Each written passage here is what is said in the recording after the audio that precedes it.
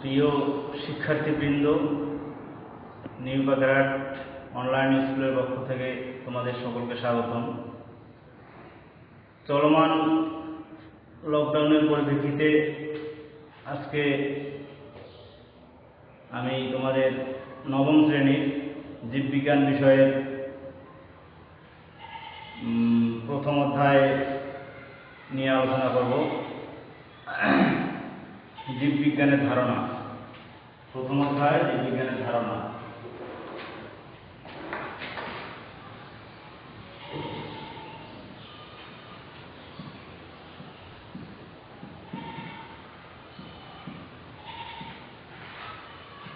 জীববিজ্ঞানের ধারণা।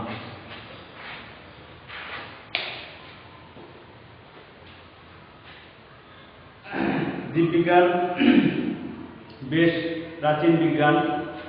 জীববিজ্ঞানকে ইংরেজিতে বায়োলজি বলা হয়। এটি গঠিত হয়েছে গ্রিক শব্দ থেকে। গ্রিক শব্দ বায়োস জীবন এবং লগোস শব্দ দুটির সমন্বয়ে এই জীববিজ্ঞান। যেহেতু চিকিৎসা ও কৃষি সংক্রান্ত ব্যাপারে জীববিজ্ঞানের একটি গুরুত্বপূর্ণ ভূমিকা রয়েছে, সেহেতু সভ্যতার একেবারে আদিকাল থেকে গ্রিস, মিশর, মধ্যপ্রাচ্য, ভারতবর্ষ, চীন সহ বিভিন্ন অঞ্চলের সভ্যতায় জীববিজ্ঞানের কিছু না কিছু চর্চা হয়েছে। যদিও সেসব চর্চাকে আধুনিক বৈজ্ঞানিক পদ্ধতির বিচারে ঠিক বিজ্ঞান বলা যায় না, তবু জ্ঞানের এই শাখা বিকাশের জন্য তা অপরিহার্য ছিল।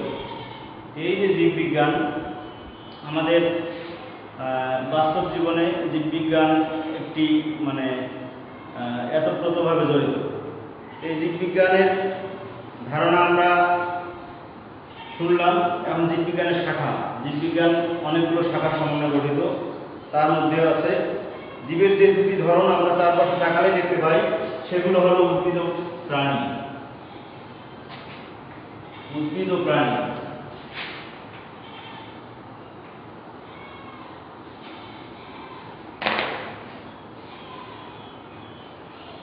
তাই বহুদিন পর্যন্ত জীববিজ্ঞান পাঠের সুবিধার জন্য একে দুটি শাখা ভাগ করে নেওয়ার প্রচলন ছিল, উদ্ভিদ বিজ্ঞান এবং প্রাণী বিজ্ঞান। এই রীতি এখন কিছুটা চালু আছে, যদিও জীববিজ্ঞান আজ এতটাই বিস্তৃতি লাভ করেছে যে শুধু দুটি শাখায় ভাগ করে এখন এর পাঠ আর চলবে না। এই জীববিজ্ঞানকে দুইটা শাখা ভাগ করে বহুদিন ধরে এই দুইটা শাখা ভাগ হিসেবে চলছে, কিন্তু জীববিজ্ঞানের বিস্তৃতি এতটাই বেশি যে এটা এই দুই শাখায় ভাগ করার পরেও এর বিস্তৃতি অনেক বেশি। তাই এটার আরও অনেক কতগুলো এর মধ্যে আরও শাখা আছে। এখন এমন অনেক জীব আছে যা উদ্ভিদ বা প্রাণী কোনোটাই নয়, যেমন ব্যাকটেরিয়া, ছত্রাক। আবার কখনো কখনো প্রাণী, উদ্ভিদ, ব্যাকটেরিয়া, ছত্রাক, ভাইরাস প্রভৃতি কোনো সাধারণ বৈশিষ্ট্যকে একসাথে বিশ্লেষণ করার দরকার হয়, তখন আর জীবের ধরনভিত্তিক শাখা লাভসই হয় না। তাই প্রয়োজনের তাগিদে জীববিজ্ঞান এখন বহু সংখ্যক শাখায় বিভক্ত হয়েছে। জ্ঞানের প্রায় প্রতিটি বিষয়ের অন্তর্ভুক্ত শাখাগুলোকে ভৌত বা মৌলিক এবং ফলিত এই দুই ভাগে ভাগ করা হয়ে থাকে। জীববিজ্ঞান তার ব্যতিক্রম নয়। ভৌত শাখা বলতে যেসব শাখা বোঝানো হয় যেখানে তার তাত্ত্বিক ভিত্তি অনুসন্ধান করাটা প্রয়োগ সংক্রান্ত দিকের তুলনায় বেশি গুরুত্ব পায়, আর যেখানে প্রয়োগটাই বড় সেটা হচ্ছে ফলিত শাখা। আমরা এখন জীববিজ্ঞানের ভৌত শাখা নিয়ে আলোচনা করব। জীববিজ্ঞানের ভৌত শাখার মধ্যে কোন কোন বিষয় আছে?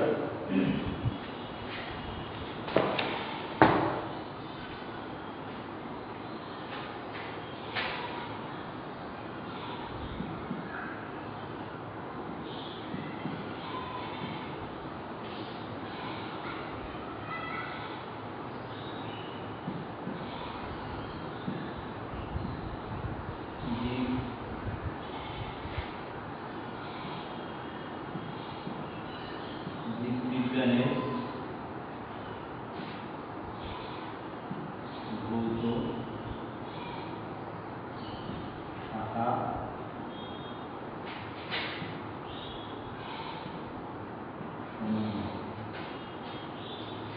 এই যে জীববিজ্ঞানের ভৌত শাখা, ভৌত জীববিজ্ঞান শাখায় তত্ত্বীয় বিষয় নিয়ে আলোচনা করা হয়ে থাকে। এতে সাধারণত নিচে উল্লেখিত বিষয়গুলো আলোচনা করা হয়।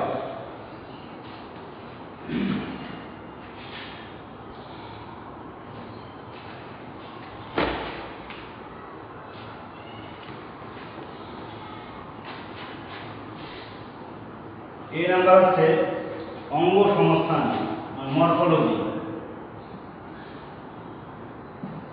অঙ্গ সংস্থান, মরফোলজি, মরফোলজি।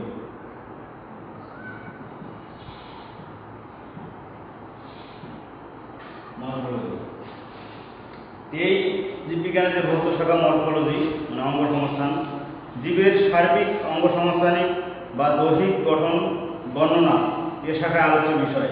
দেহের বাহ্যিক বর্ণনার বিষয়কে বহিরঙ্গ সংস্থান এবং দেহের অভ্যন্তরীণ বর্ণনার বিষয়কে বলা হয় অন্তরঙ্গ সংস্থান।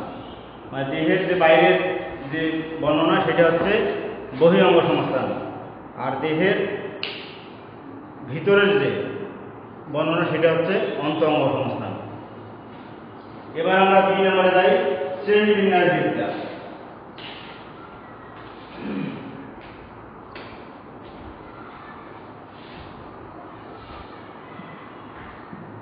শ্রেণীবিন্যাস বিদ্যা বা ট্যাক্সোনমি।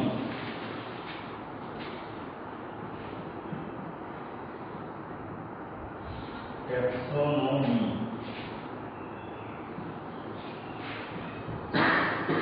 শ্রেণীবিন্যাস বিদ্যা। এই শ্রেণীবিন্যাস বিদ্যা বা ট্যাক্সোনমির মধ্যে জীবের শ্রেণীবিন্যাস এবং তার রীতিনীতিগুলো এ শাখায় আলোচিত হয়।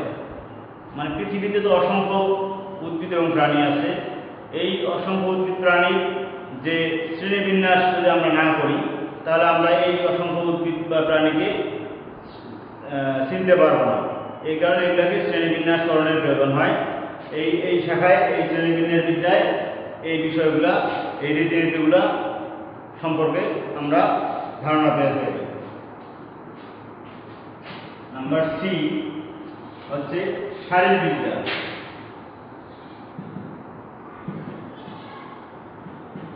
শারীরবিদ্যা বা ফিজিওলজি।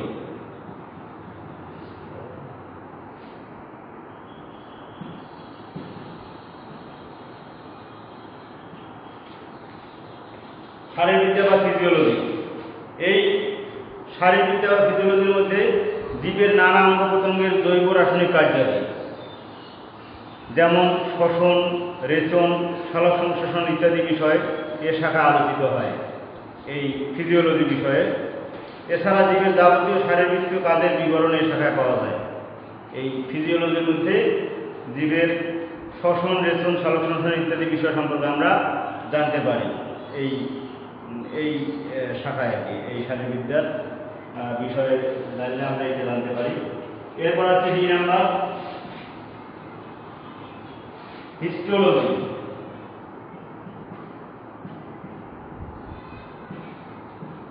হিস্টোলজি বা হিস্টোলজি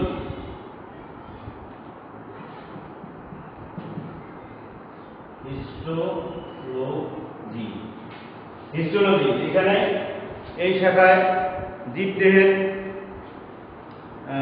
এই ভৌত বিজ্ঞানের জীবদেহের টিস্যুসমূহের গঠন, বিন্যাস এবং কার্যাবলী এ শাখা আলোচনা করা হয়।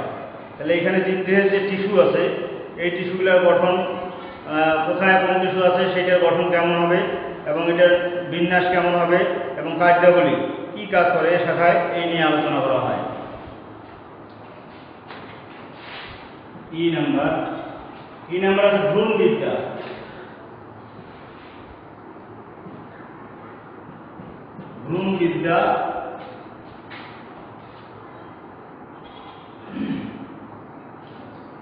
ভ্রূণবিদ্যা বা এমব্রায়োলজি।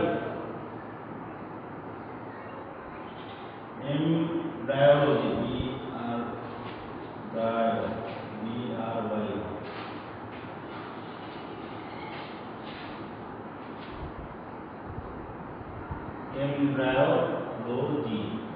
এমব্রায়োলজি এটা হচ্ছে ভ্রূণবিদ্যা। এই শাখায় জনন কোষের উৎপত্তি, নিষিক্ত জাইগোট থেকে ভ্রূণের সৃষ্টি, গঠন, পরিস্ফুটন, বিকাশ প্রভৃতি বিষয়ে আলোচনা এ শাখার প্রধান বিষয়।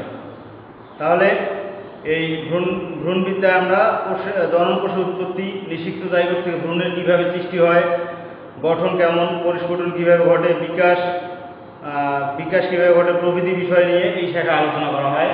এই শাখায় যদি আমরা আলোচনা করি তাহলে এই শাখায় আমরা এই বিষয়গুলো জানতে পারি। এফ নাম্বার হচ্ছে কোষবিদ্যা।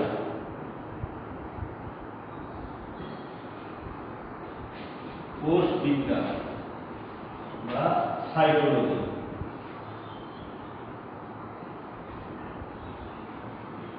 কোষবিদ্যা বা সাইটোলজি জীবদেহের কোষের গঠন, কার্যাবলী ও বিভাজন সম্পর্কে যাবতীয় আলোচনা এ শাখার বিষয়।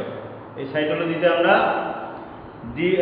জীবদেহের কোষের গঠন, কার্যাবলী এবং বিভাজন এই সম্পর্কে জানতে পারি।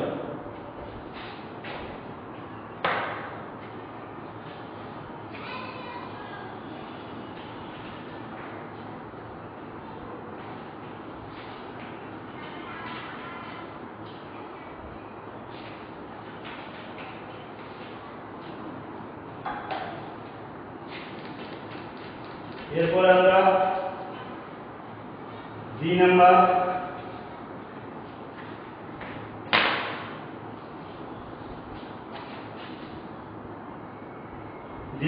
আছে বংশগতি বিদ্যা বা জেনেটিক্স। বংশগতি বিদ্যা বা জেনেটিক্স।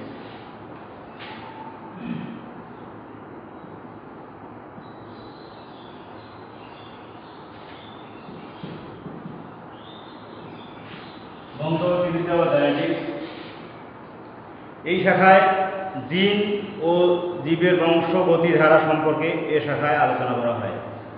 এই যে আমাদের বিভিন্ন বৈশিষ্ট্য নিয়ন্ত্রণকারী যে জিন আছে, সেই জিন এবং জীবের বংশগতি ধারা, বংশ পরম্পরাতে জীবের বৈশিষ্ট্য ধারাবাহিকভাবে প্রকাশিত হয়, এই বিষয়ে আলোচনা করলে আমরা এসব সম্পর্কে জানতে পারি।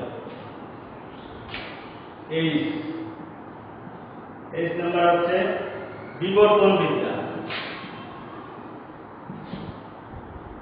বিবর্তন বিদ্যা বা ইভলিউশন।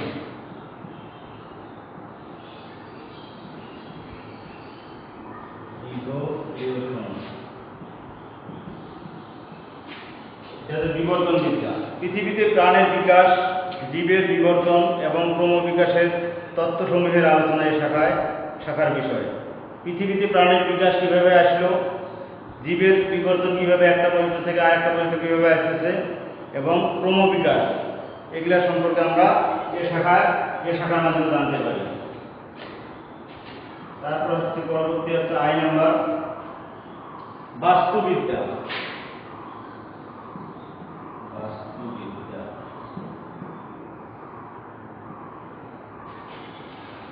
বাস্তুবিদ্যা বা ইকোলজি। বাস্তুবিদ্যা বা ইকোলজি এ শাখায় প্রাকৃতিক পরিবেশের সাথে জীবের আন্তঃসম্পর্ক নিয়ে আলোচনা করা হয়। এই বাস্তুবিদ্যার মধ্যে আলোচনা আমরা কীভাবে প্রাকৃতিক পরিবেশের সাথে জীবের যে আন্তঃসম্পর্ক, আমরা যে জীব আছি এই প্রাকৃতিক পরিবেশে কোন জীবের সম্পর্ক কোথায় এসে টিকে থাকতে পারে বা তার খাপ খাওয়ানোর জন্য কোন পরিবেশ ভালো, এই বাস্তুবিদ্যা আলোচনা করলে এই বিষয়গুলো জানতে পারি। তারপর হচ্ছে যে নাম্বার এন্ডোক্রাইনোলজি।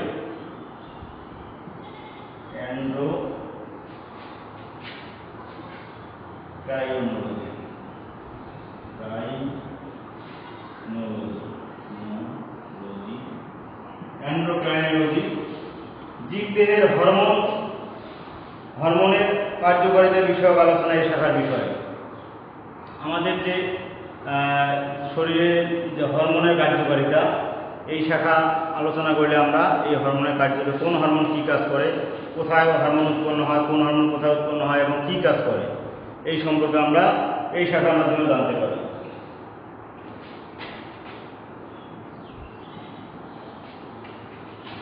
এ নাম্বার,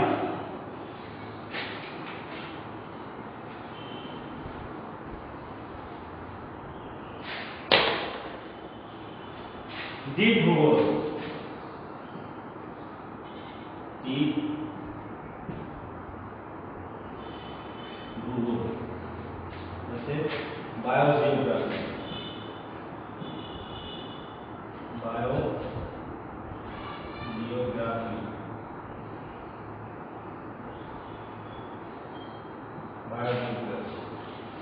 এ শাখায় পৃথিবীর বিভিন্ন ভৌগোলিক সীমারেখায় জীবের বিস্তৃতি এবং অভিযোজন সম্পর্কে আলোচনা করা হয়।